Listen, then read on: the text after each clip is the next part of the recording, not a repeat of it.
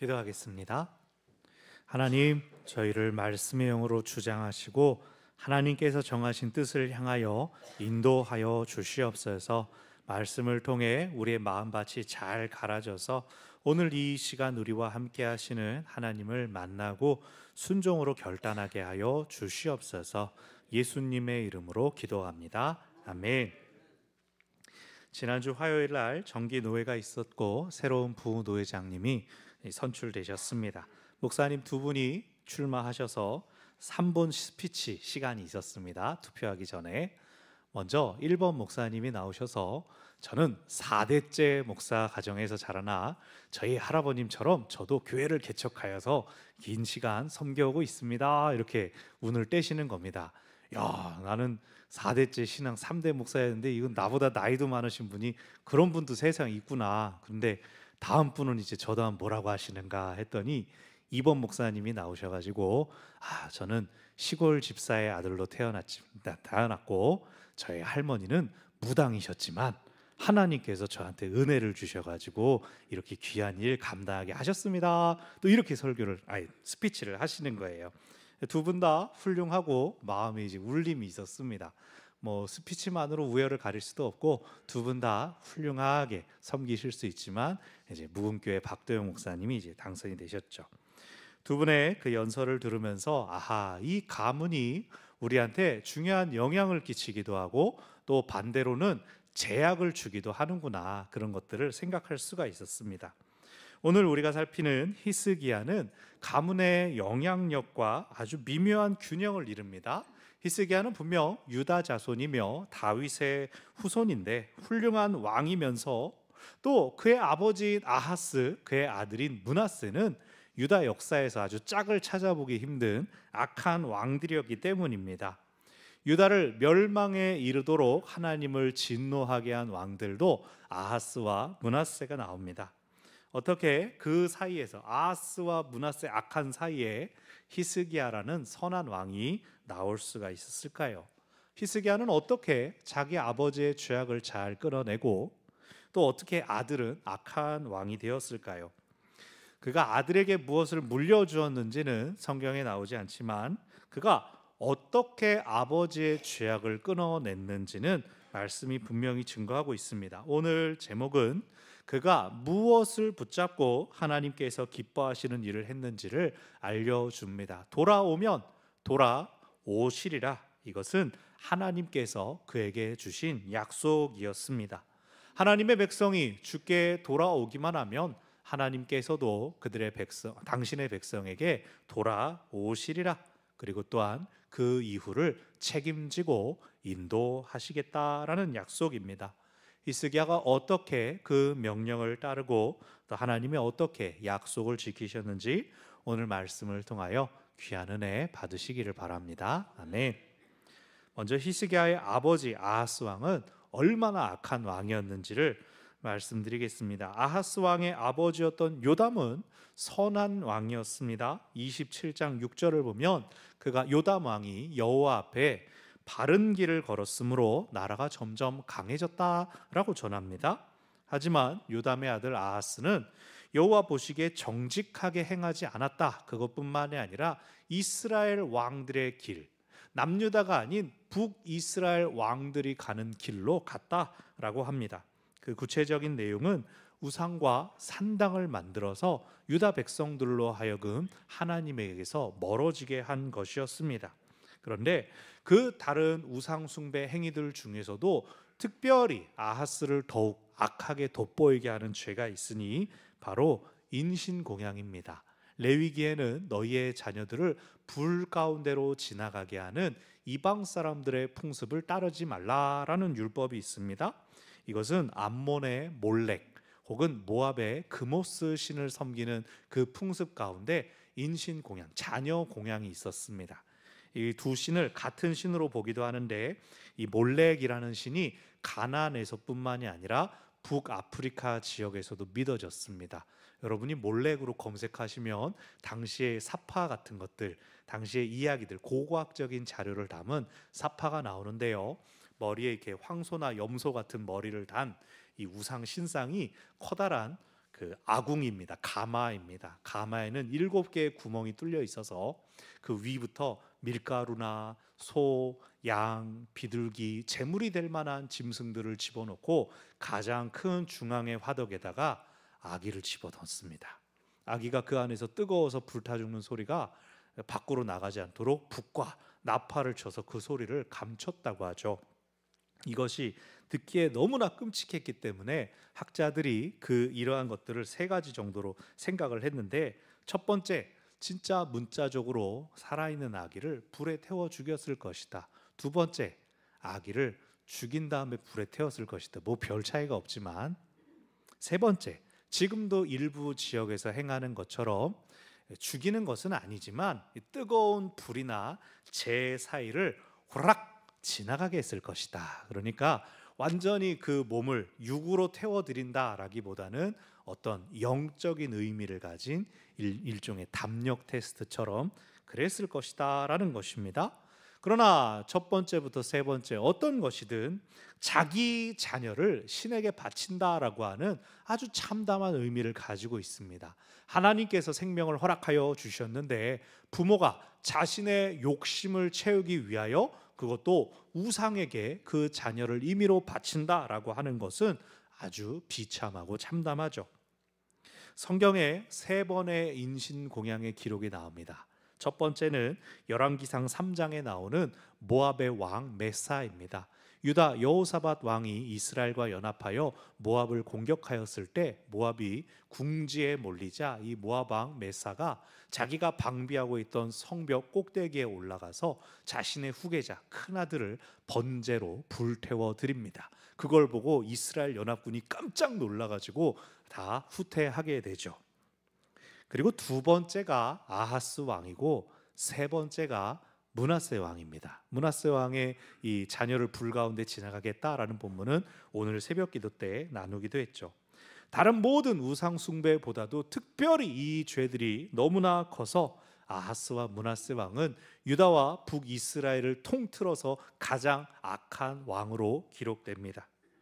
하지만 하나님은 그렇게 악한 아하스라도 하나님께 돌아오기를 원하셨습니다. 그래서 아람과 북이스라엘 연합 군대를 통하여 남유다를 치게 하셨습니다. 그래서 회초리를 강하게 때리면서 정신 차리기를 원하셨던 것이죠.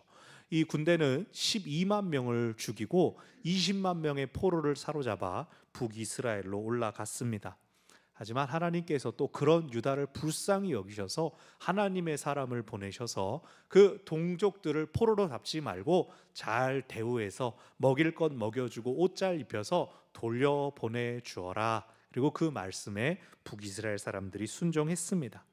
하나님께서 진노 중에도 긍휼과 자비를 잊지 않으셔서 포로들이 다시 그 땅으로 돌아오게 됐으면 하나님께서 여전히 사랑하시는구나, 그 은혜로 우리를 초청하시는구나, 그것을 깨닫고 아하스가 하나님께 돌아왔어야 했는데 아하스는 오히려 하나님의 은혜를 생각하기보다는 그 당시에 우리가 믿는 하나님이 너무나 약한가 보다, 세상에 어떤 신이 있나, 저 지금 우리 세상에 가장 잘 나가는 아수르 제국이 믿는 신을 우리도 믿으면 우리도 이길 거야, 우리도 잘 될 거야 라는 생각을 해서 아수르의 성전에 있었던 보물을 조공으로 바치고 아수르의 신을 섬기는 그 제단의 모형을 가지고 와서 성전 안에 만듭니다.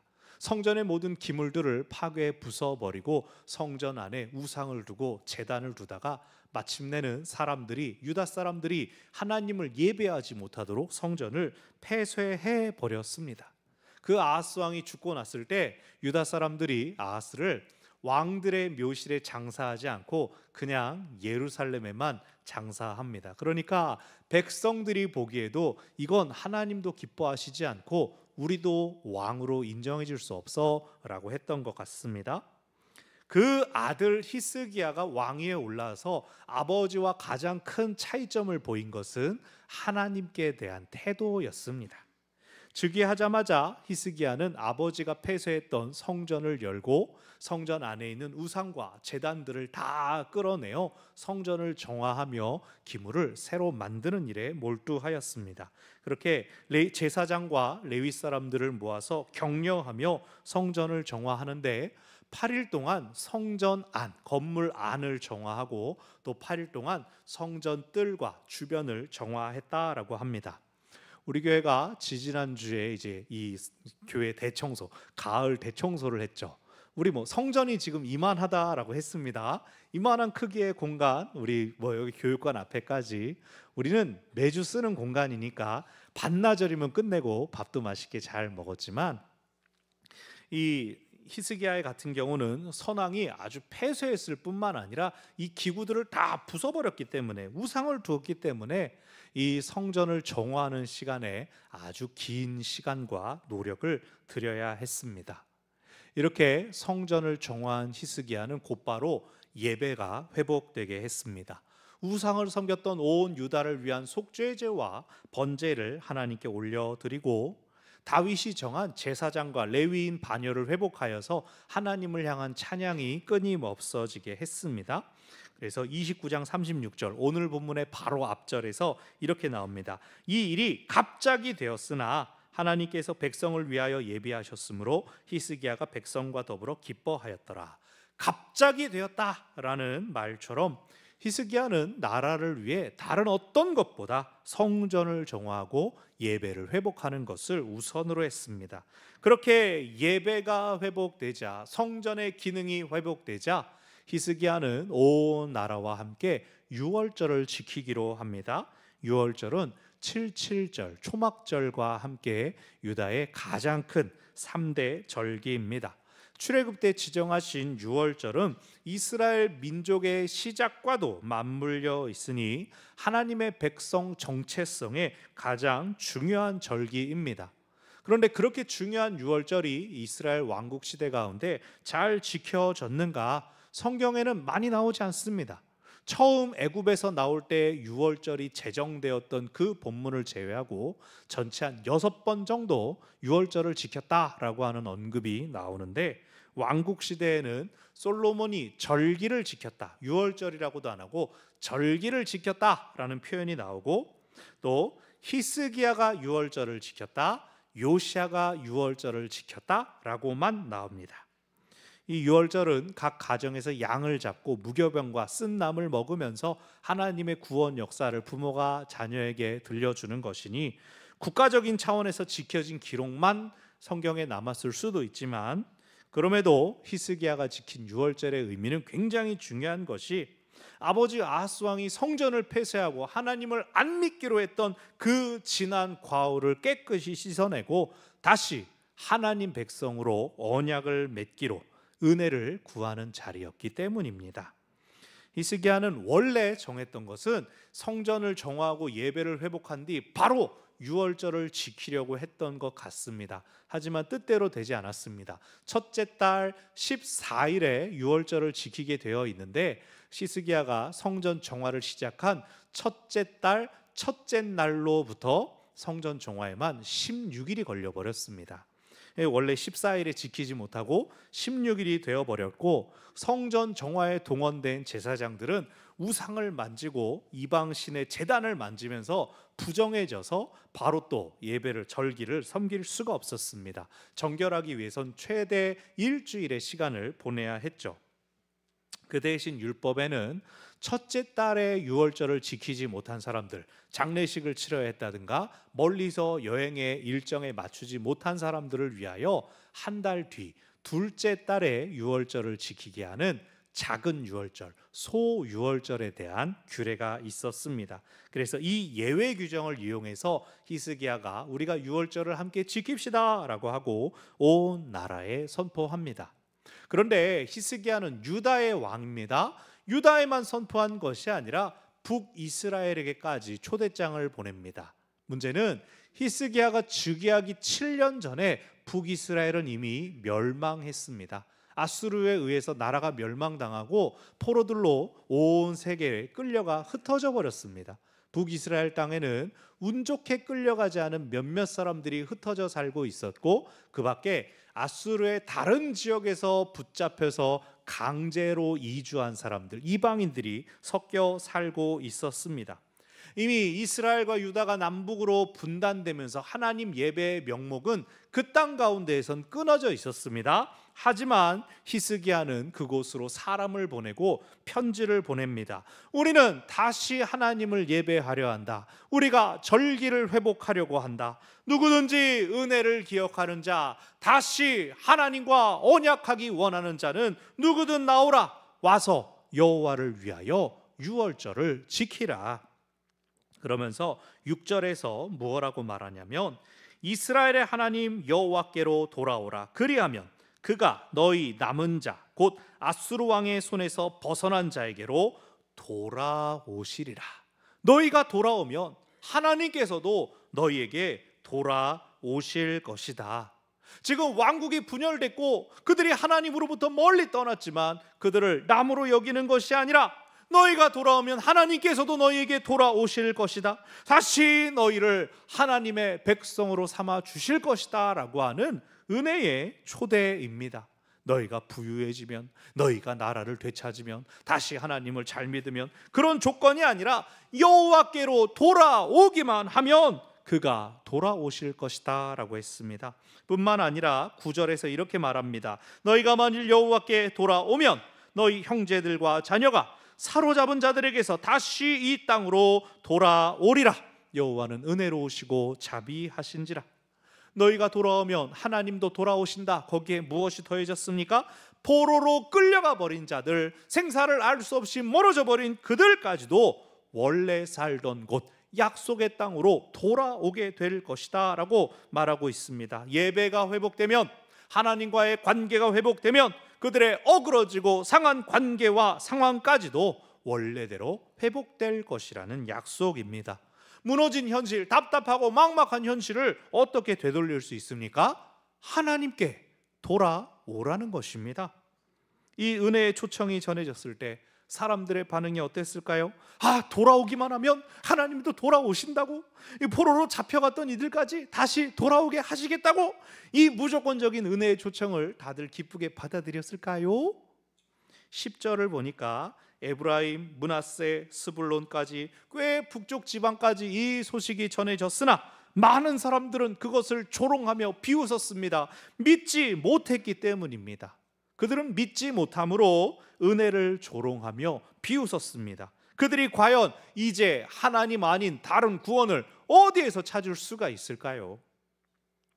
하지만 모든 사람이 은혜를 거부한 것은 아니었습니다. 11절을 보니까 어떤 사람들은 스스로 겸손한 마음으로 유다, 예루살렘까지 왔다라고 합니다. 나라가 망했고 포로로 다 끌려가 버렸으니 이제 우린 끝났다 생각할 수도 있지만, 그들은 하나님을 믿고 하나님을 의지하기로 결정해서 하나님께로 돌아가기로 했습니다. 둘째 달에 유월절을 지키는 것도 충분한 여행의 이 여정을 벌었을 것입니다. 그리고 12절, 유다 사람들은 하나님의 감동으로 유월절을 한 마음으로 지키기로 했습니다. 그렇게 여러 사람들이 모여 함께 지킨 유월절은 율법에 규정되어 있는 7일을 지키고도 기쁨과 감사가 충만하여 우리 일주일 더 예배합시다, 일주일 더 절기를 지킵시다, 사람들이 마음을 모아 정해서 더 기쁨으로 즐거움으로 예배했다라고 합니다. 30장의 제일 마지막 절 27절을 보면 제사장의 축복 기도가 하늘에 계신 하나님께 닿았다라고 전함으로써 이 유월절이 사람들만의 축제가 아니라 참으로 하나님 앞에서 하나님과 함께 누린 즐거움임을 드러냅니다. 오늘 말씀을 통해 우리가 두 가지를 기억하기를 바랍니다. 첫째, 하나님께 보다 더 영광이 되는 일에 집중하시기를 바랍니다.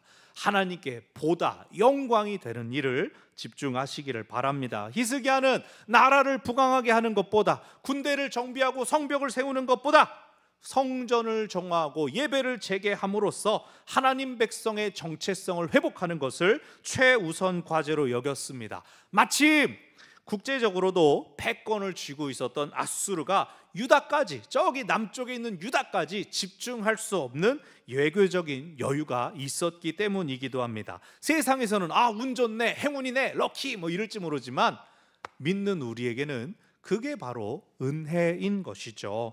하나님은 하나님을 가장 중요하게 여기고 하나님께 집중하는 사람에게 마침 딱 필요한 은혜를 허락하여 주십니다. 우리 스스로 하나님을 최우선순위로 인정하며 하나님을 높여드릴 때 하나님께서 우리를 함께 높여주시고 우리의 일을 친히 도와주십니다. 아멘.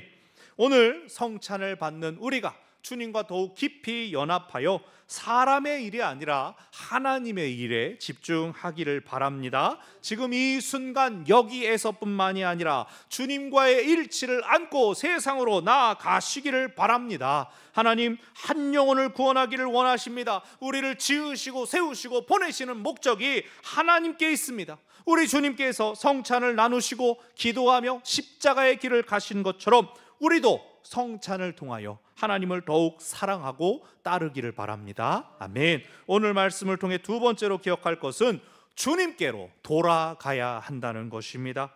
돌아오다, 히브리어로 슈브라고 하는 단어는 가던 길을, 방향을 완전히 돌이켜서 다른 방향, 원래의 방향으로 돌아오는 것을 이야기합니다.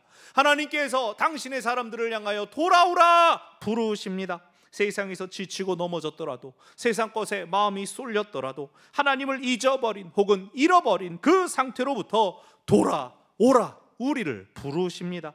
우리가 하나님께 돌아갈 때 하나님도 우리에게 돌아오십니다. 하나님을 잃어버린 것 같은 마음의 상태가 위로를 받고 회복될 것입니다. 뿐만 아니라 말씀의 약속은 우리 겉의 상태까지도 회복될 것이라고 말합니다. 사로잡혀간 자들이 이해할 수 없는 적들의 자비를 입어서 약속의 땅으로 돌아올 것이라고 하셨습니다. 사람의 생각으로 이해할 수 없는 구원의 역사, 치유의 역사, 회복의 역사가 하나님으로부터 우리에게 나올 것입니다. 그것을 위하여 우리가 돌아오고 그것을 위해 또 주께로 많은 영혼들이 돌아오도록 우리가 함께 외쳐야 됩니다. 돌아오라, 돌아오라. 오늘 성찬을 받는 우리가 주님의 부르심, 찾으심, 기다리심을 본받아 지치고 상한 한 영혼을 주님께로 초청할 수 있기를 바랍니다. 돌아오라는 목자의 음성이 모든 잃어버린 양들에게 전달될 수 있도록 오늘 성찬을 받을 때 주님의 마음을 함께 받으시기를 바랍니다. 성찬을 통해 나를 기념하라 라는 말씀은 내가 언제까지나 너희와 함께 있음을 기억하라 라는 뜻이면서 나와 함께 가자는 사랑의 초대입니다. 성찬을 통해 이 초대에 응하는 우리 모두가 되기를 바랍니다. 아멘. 말씀을 붙잡고 기도하겠습니다. 감사하신 하나님, 오늘 저에게 허락하신 귀한 말씀, 그 은혜를 감사드립니다. 돌아오라, 돌아오라 우리를 향하여 부르시는 그 음성 듣고 주께로 돌이키는 저희가 되게 하여 주시옵소서. 주님의 마음을 붙잡고 더 많은 영혼들 주께로 돌아오기를 부르는 저희들이 되게 하여 주시옵소서. 예수님의 이름으로 기도합니다.